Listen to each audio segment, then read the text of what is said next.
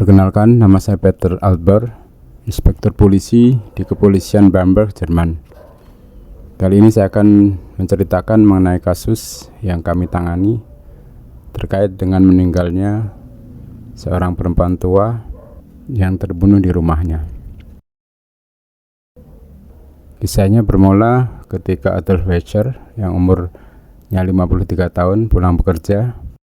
Pintu apartemennya yang terletak di puncak Gunung Wertega selalu terkunci. Tanggal 15 Oktober 1982 sore, pintu tetap tak dibuka oleh ibunya meski berulang-ulang ia mengetuknya dengan kode yang sudah disepakati bersama sang ibu. Wecher pun putus asa. Karena tidak membawa kunci, ia turun menuju ke mobilnya, lalu kembali ke tanah pertanian tempatnya bekerja. Saya khawatir ibu saya mendapat serangan jantung, katanya kepada majikannya, George Hillman. Ibu saya tidak membukakan pintu. Hillman mengantarnya kembali ke apartemen. Mereka beriringan mengendarai mobil masing-masing. Apartemen Adolf Wecher bersama ibunya terletak di Scharnhorst nomor 14, kota Bamberg.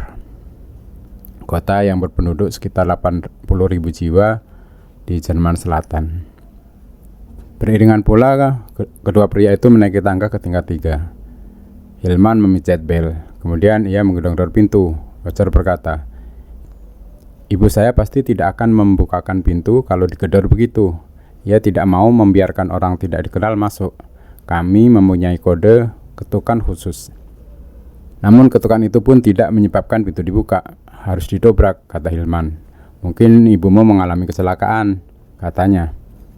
Wecher bertubuh tinggi besar. Kadang-kadang ia bekerja sebagai buruh tani, kadang-kadang sebagai pengemudi truk atau pengangkut perabot rumah tangga. Ia membenturkan bahunya yang berotot ke pintu apartemennya. Usahanya tidak sia-sia, kunci jebol dan pintu terbuka. Mario Wecher yang umurnya 88 tahun ternyata rebah di lantai lorong tepat di balik pintu itu. Jelas itu bukan akibat serangan jantung ataupun kecelakaan.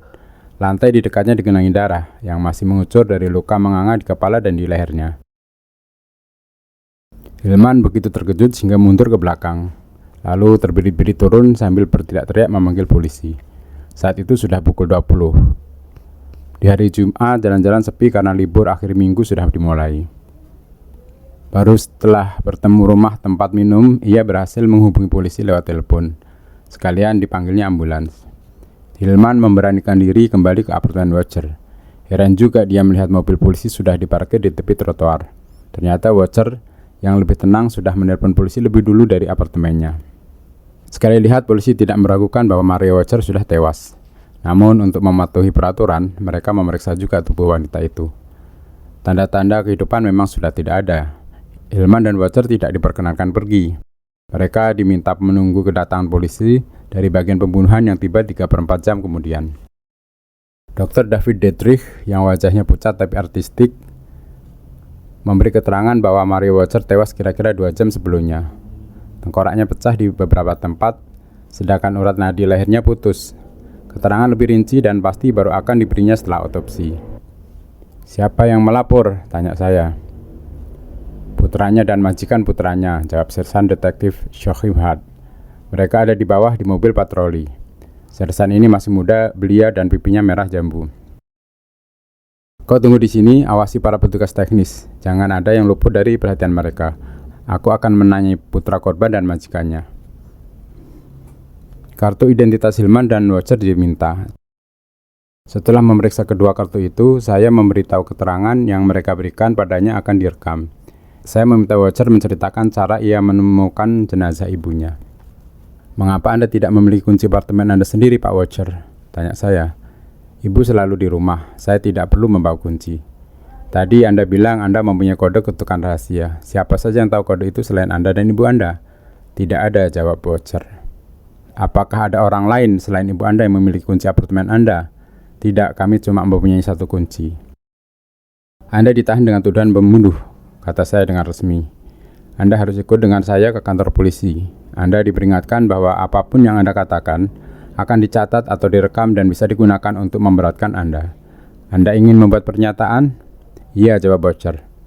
"Anda gila, mengapa saya ingin membunuh ibu saya sendiri?"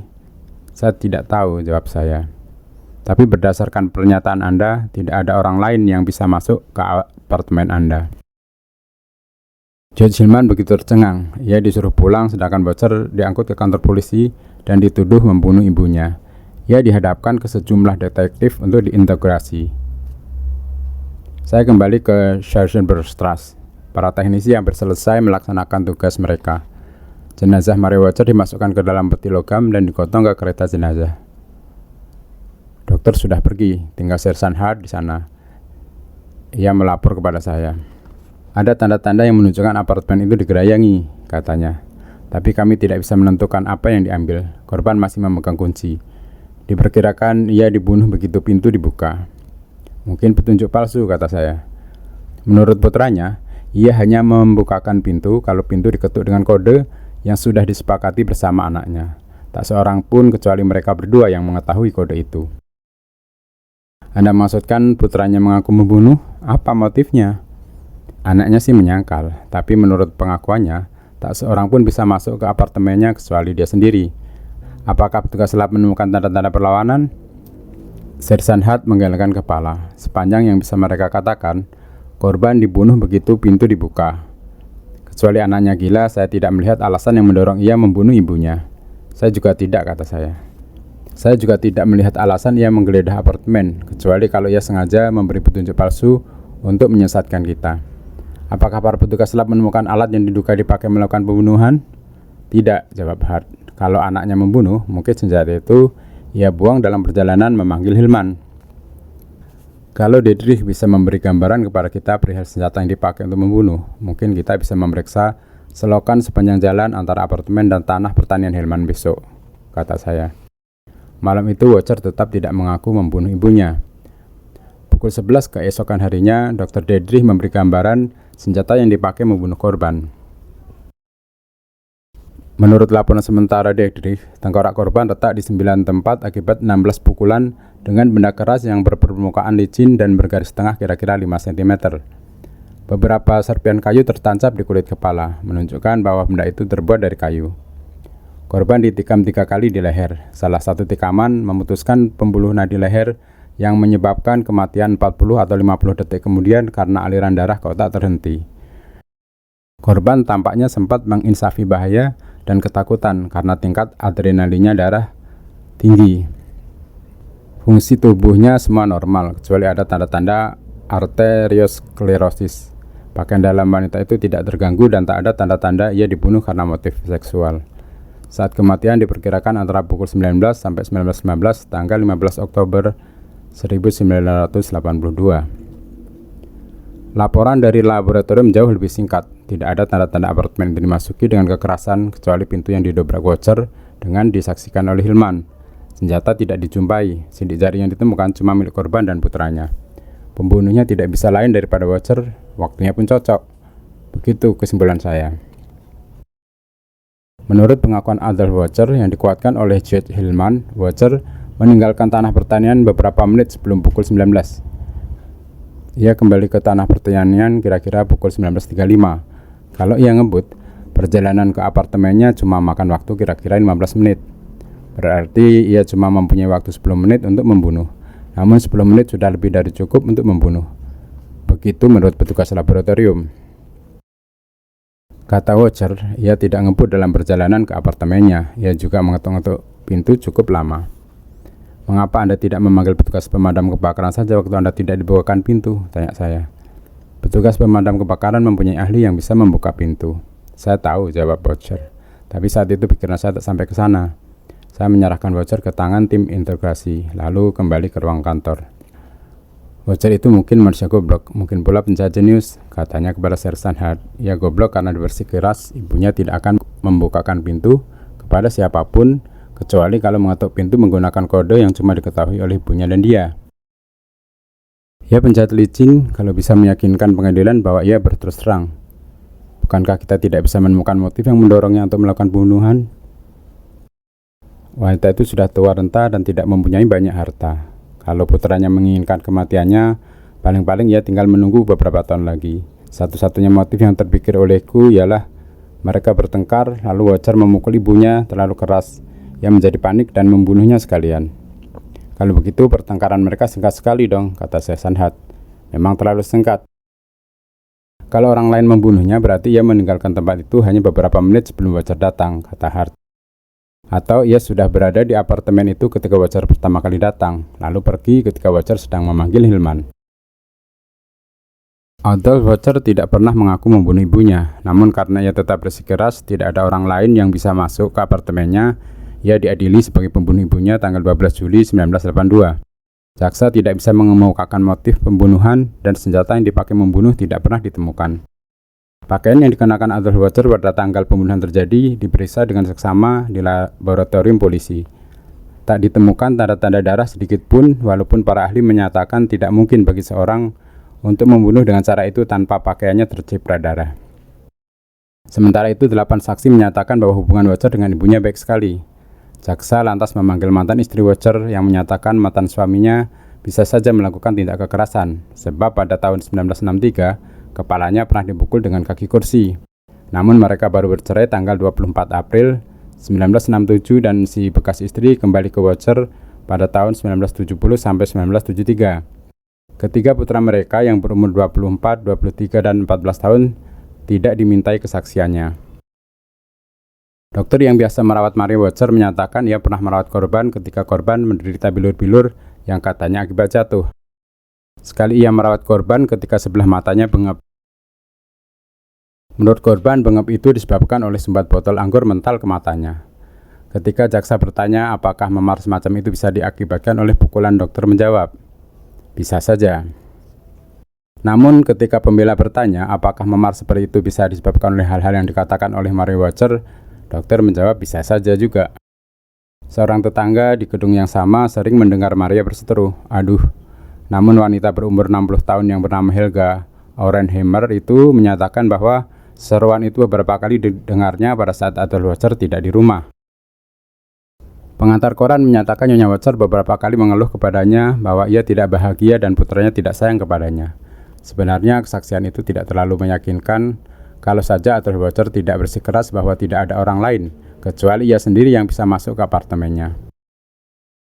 Setelah 9 hari bersidang, pengadilan memutuskan Adolf Watcher bersalah melakukan pembunuhan tidak terencana terhadap ibunya. Ia dijatuhi hukuman 11,5 tahun penjara, sedangkan SIM truknya dicabut. Adolf Watcher tetap berkata ia tidak bersalah. Ia menganggap pencabutan SIM-nya keterlaluan, sebab ia belum pernah melanggar peraturan lalu lintas yang berarti.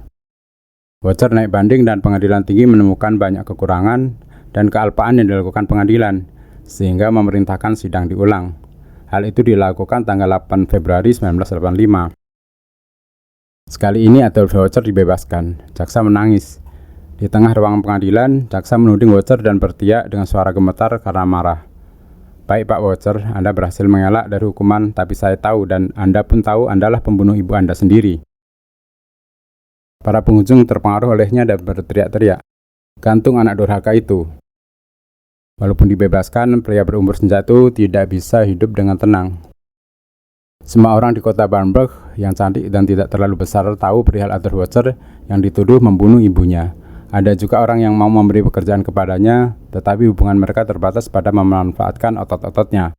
Dalam pergaulan, ia dikucilkan. Saat itu, saya sudah tidak menganggap Watcher sebagai pembunuh lagi. Namun kalau bukan dia, siapa pembunuh Maria Watcher? 3 tahun setelah pembunuhan terjadi dan hampir setahun setelah Watcher dibebaskan, saya menerima laporan bahwa seorang gadis berumur 18 tahun diculik dan diperkosa bergantian oleh 2 orang pembantu jagal, yaitu Thomas Schaubert dan Herbert Friedman. Begitu dibebaskan, gadis itu mengadu ke kantor polisi. Schaubert dan Friedman ditahan dan terbukti melakukan hal yang dituduhkan. Mereka dijatuhi hukuman penjara masing-masing 4 tahun pada tanggal 30 April 1986. Di Jerman, hukum rupanya lebih bersimpati pada orang-orang muda daripada orang seumur Watcher, karena mereka boleh hidup di luar penjara setelah menjalani setengah dari masa hukuman. Di penjara, Friedman merasa khawatir dianggap anak kecil oleh rekan-rekan narapidana lain.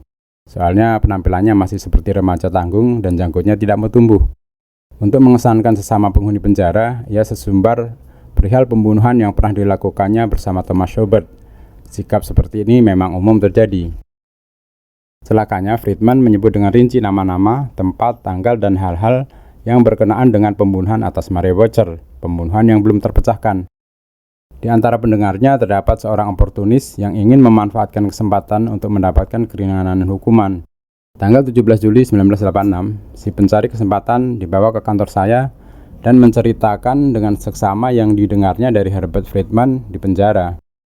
Saya sangat terkesan karena keterangan itu berisi detail yang cuma diketahui polisi dan si pembunuh. Sebagai orang yang pada dasarnya penuh kecurigaan, saya menyelidiki di mana si pengadu berada pada saat pembunuhan. Ternyata orang itu sedang dihukum di penjara lain. Kini saya sudah mempunyai 2 orang yang patut dicurigai sebagai pembunuh Maria Watcher. Namun bagaimana caranya mereka bisa masuk ke apartemen wanita itu? Saya segera mencari Adolf Watcher. Pria malang itu saya jumpai sedang bekerja sebagai buruh tani. Saya bertanya apakah Watcher kenal pada Schaubert dan Friedman. "Oh, saya kenal mereka itu asisten jagal," jawabnya. "Kalau sedang banyak uang, mereka minum-minum di tempat yang sama dengan saya." Schaubert dan Friedman dibawa ke kantor polisi tempat saya bekerja. Mereka diinterogasi secara terpisah.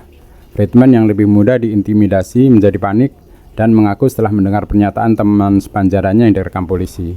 Katanya gagasan untuk membunuh Maria Watcher yang tidak mereka ketahui namanya berasal dari Schaubert. Saat itu mereka kekurangan uang. Mereka memilih Maria Watcher bukan karena ia kaya, tetapi karena secara tidak sengaja mereka mendengar perihal kode mengetuk pintu dari Watcher. Suatu ketika Watcher bekerja pada orang tua Schaubert dan bercerita tentang kode mengetuk pintu demi keamanan. Schaubert yang waktu itu berumur 18 tahun merasa tertarik dan membuntuti Watcher saat dia pulang. Watcher tidak sadar ketukannya didengar oleh remaja ini. Pada tanggal 15 Oktober, keduanya bersepeda ke apartemen Watcher sambil membawa kantong plastik berisi pisau jagal untuk menikam babi. Friedman membawa tas olahraga berisi 2 pasang sarung tangan plastik, setas tali, dan sebuah kaki meja. Sebenarnya mereka tidak berniat membunuh korban. Schaubert mengikatkan sapu tangan ke wajahnya supaya jangan dikenali, sedangkan Friedman menutupi kepalanya dengan kerudung jaketnya. Setelah mengenakan sarung tangan plastik, mereka mengetuk pintu menurut kode yang didengar Friedman. Nyonya Watcher yang sedang menunggu kedatangan putranya membukakan pintu. Mereka mendesak masuk. Nyonya Watcher berteriak dan mencoba melarikan diri. Schaubert memukul kepala wanita malang itu dengan kaki meja. Wanita itu jatuh dan Friedman ganti memukulinya. Mereka berjanji akan menanggung kejahatan ini bersama-sama dan tidak akan saling mengkhianati. Ketika mereka menggerayangi apartemen Nyonya Watcher, yang ternyata sebelum meninggal mengeluarkan suara mengerang. Schaubert mengeluarkan pisau jagal dan menikam leher Nyonya Watcher dengan teknik menikam leher babi. Friedman ikut-ikutan. Mereka segera meninggalkan tempat itu dengan membanting pintu agar terkunci kembali. Ketika keluar gedung, mereka melihat Adolf Watcher lewat dengan mobilnya. Mereka tidak berhasil memperoleh uang sepeser pun dari rumah korban. Tak terpikir oleh mereka Adolf Watcher akan dicurigai sebagai pembunuh ibunya. Namun ketika hal itu terjadi, mereka merasa geli. Pakaian dan tangan mereka yang berlumuran darah, mereka cuci. Kaki meja mereka bakar, sedangkan pisau jagal dikembalikan ke fungsi semula. Tanggal 18 Juni 1987, Thomas Schaubert dan Herbert Friedman dinyatakan bersalah melakukan pembunuhan atas Maria Watcher. Namun karena saat melakukan kejahatan itu umur mereka baru 18 dan 16 tahun, mereka cuma mendapat hukuman penjara 8,5 tahun.